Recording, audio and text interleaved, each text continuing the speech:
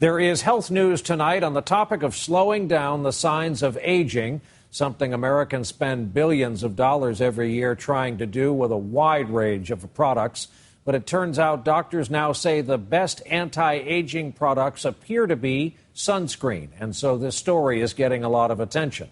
We get our report tonight from our chief medical editor, Dr. Nancy Snyderman. Used to be summertime meant days in the sun and the quest for a deep, dark tan. Most of us grew up believing suntanning was tops when it came to looking and feeling healthy. Since then, scientists have learned a lot about the damaging effects of too much sun. In a new study, researchers followed the progress of 900 white, mostly fair-skinned adults under age 55 living in Australia. They assigned half to apply broad-spectrum SPF 15 sunscreen daily or even several times a day. The others were free to use sunscreen as they pleased. After 4.5 years, those who applied sunscreen regularly to their skin had no detectable skin aging. This study is so important because it's one of the first measuring sun-damaged skin in humans, not mice. The researchers measured participants' skin damage by making silicone casts of their hands at the beginning and end of the study. The casts revealed many more wrinkles among those not using sunscreen regularly.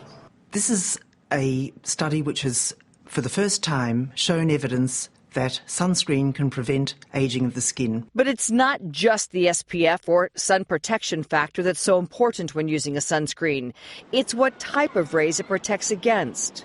When we're choosing a sunscreen, we're really looking for a broad spectrum that's UVA and UVB protective sunscreen. UVA rays penetrate the skin more deeply, while UVB rays damage the skin's outer layer. But exposure to both types from the sun or tanning booths also increases the risk of developing skin cancer.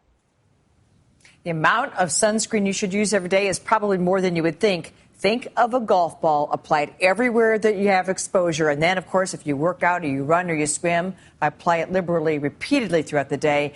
And even though this was done in Caucasian people, Brian, it's a reminder that people of all colors can get skin cancer and sun damage. So everybody, regardless of color, should use sunscreen. All right, Nancy Snyderman. Story surprised a lot of people today. Nancy, thanks.